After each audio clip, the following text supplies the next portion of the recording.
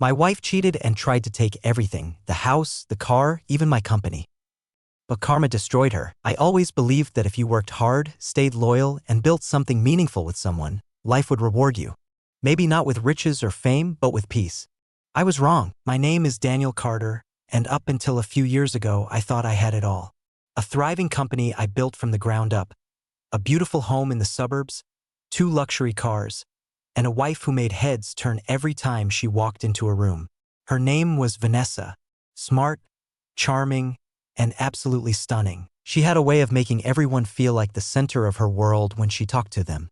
I fell hard and fast. We met at a networking event downtown. I was pitching a new business idea, and she was working for a marketing agency. She approached me after my presentation, complimented my passion, and handed me her card. 2 weeks later, we had dinner. A year after that, we were married. At first, it was bliss. She supported my dreams, cheered me on when my first startup failed, and stood by my side when I maxed out my credit cards trying to get my current company, Carter Tech, off the ground. We built the company together, or so I thought. She helped design the logo, named the company, and occasionally came with me to investor meetings. By year 5, Carter Tech was booming. We specialized in cybersecurity for small businesses, and our client base exploded during the pandemic. We were pulling in 7 figures annually. That's when everything started to change. Vanessa no longer wanted to talk about business. She wasn't interested in late-night brainstorming sessions like before. She stopped coming to the office altogether, even though she was still listed as creative consultant on payroll. She spent more time at yoga retreats, spa weekends, and girls' nights than at home. First, I chalked it up to burnout. After all, we'd worked hard. She deserved to enjoy the fruits of our labor. But then came the secrets. She started locking her phone. Our shared calendar mysteriously disappeared. She changed her passwords and turned her screen away when I walked by. I noticed small things, expensive new clothes with tags I never saw her bring home, a necklace I hadn't bought her, and perfume that wasn't the one I gave her on our anniversary. Then one night, I stayed late at the office to finish a proposal. My laptop crashed, so I came home early. The house was dark. I didn't think anything of it until I walked into our bedroom. She wasn't alone. There, in our bed, the bed we picked out together, the bed we spent lazy Sundays in watching movies and planning our future, was Vanessa with someone else. And not just anyone. It was Tyler, my head of marketing. He was younger, ambitious, always looking for shortcuts.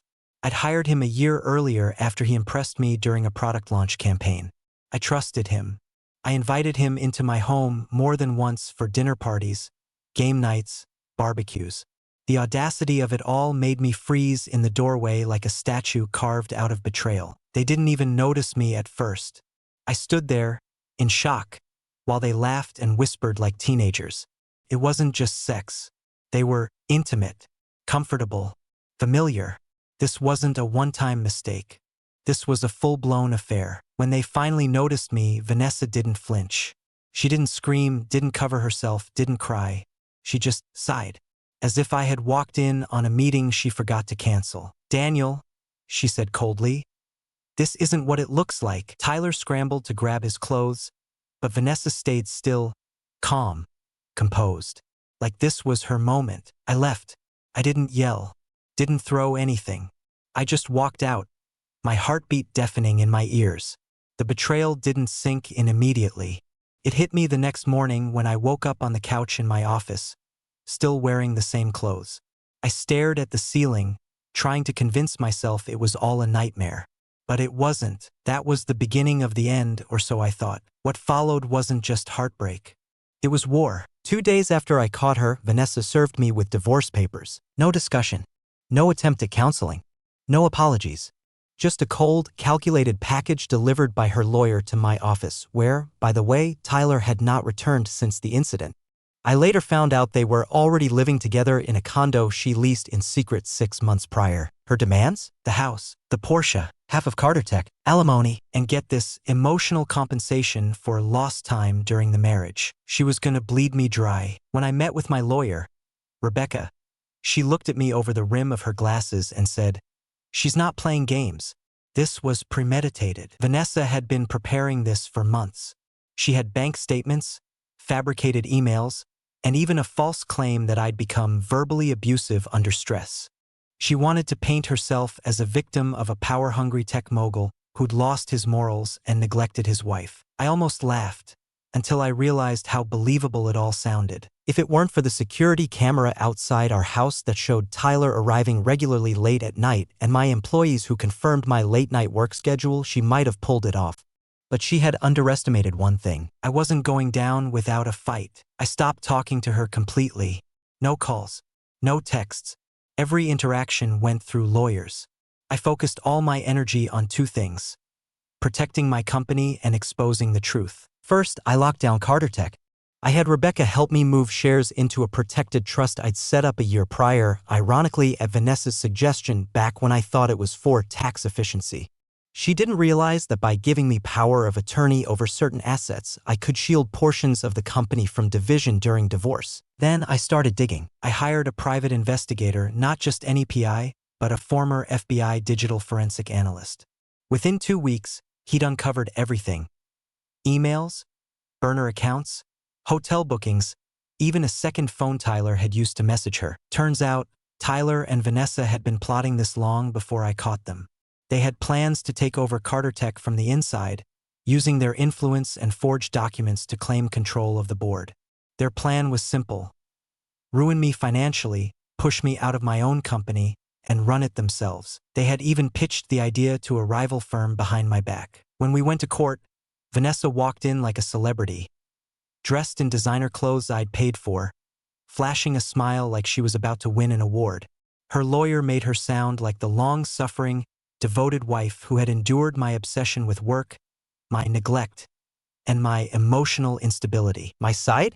Cold, hard facts. We presented timestamps of her affairs. We had recordings of phone calls, financial documents showing her secret bank accounts, and testimonies from former friends she'd bragged to about upgrading to Tyler. And the coup de grace? Emails between her and Tyler detailing their plan to manipulate the board of Carter Tech and leak proprietary software to a competitor. That went from divorce court straight to corporate espionage. Her face drained of color. After the court ruling, Vanessa disappeared for a while. Not literally, she wasn't in hiding. But socially? It was like someone had erased her existence from every brunch invite list, spa retreat, and high society gala she used to flaunt.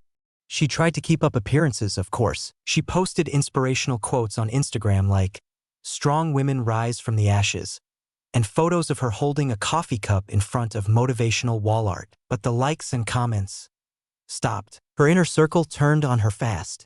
Turns out many of them were my friends first. People she thought were her loyal tribe had only tolerated her because of me, and once the truth came out, they distanced themselves like she had the plague. Tyler wasn't answering her calls either. He'd been arrested on charges of conspiracy to commit corporate espionage and misuse of confidential data. He was facing up to 10 years in prison, and his plea deal required him to turn over everything, including the messages he and Vanessa exchanged. Their little Bonnie and Clyde act collapsed the moment he realized he was on his own. And Vanessa? She moved into a small, 2-bedroom apartment on the outskirts of the city. The Porsche was gone, repossessed when she could no longer make payments. The house was awarded to me. Her frozen accounts left her scrambling. The alimony she tried to claim flipped into her paying restitution, and legal debts piled up. She applied for jobs in marketing. Nobody would hire her. Her name was too public, her scandal too fresh. Employers Googled her and backed away quickly. Rumors spread that she even tried to change her last name, but the digital footprint was too deep. The internet never forgets. Her lawyer tried to pivot, but it was over. The judge didn't just deny her claims, he ordered her to pay restitution for attempted fraud. Tyler, meanwhile, was arrested pending investigation into data theft. Carter Tech was safe. My assets were safe. And Vanessa? She walked out with nothing but a handbag and a stunned expression. Months later, I received an email. It was from Vanessa. Subject line, "I'm sorry." I stared at it for a long time. My heart didn't race. There was no curiosity, no bitterness. Just a strange calm. I clicked it open. "Daniel, I don't know where to begin. I never meant to hurt you like that. I thought I wanted more. More freedom, more love, more excitement. But I was wrong. Tyler used me, and I used you. I've lost everything. I'm not asking for forgiveness. I just wanted to tell you that you didn't deserve what I did. If there's a part of you that still remembers the woman I used to be, I hope you can wish her well, even if she doesn't deserve it. Vanessa, I didn't reply. That email wasn't for me. It was for her. She needed closure. I didn't. My life had moved on. I'd hired a new CMO. The company was growing internationally. I started dating again, slowly, cautiously. And most importantly, I was finally sleeping peacefully. But karma wasn't done yet. A year later, I heard Vanessa was involved in another scandal, this time using fake business credentials to get a consulting gig. She was caught lying about her employment history and was banned from several professional networks. Her reputation was radioactive. She filed for bankruptcy. Her apartment was foreclosed. Her car was impounded. The last I heard, she moved in with her cousin in Arizona and was working part-time at a smoothie shop. Not because she wanted to, because she had no choice. I don't celebrate her downfall. I don't smile when I think of where she ended up. But I won't lie, there's a sense of peace in knowing the world still has a sense of justice. That you can't scheme, lie, cheat, and betray, and expect to walk away clean. Vanessa wanted everything. Now she has nothing. And me? I have something more valuable than any house, car, or company. I have my dignity, my freedom, my peace of mind, and that, my friend, is worth more than she ever understood.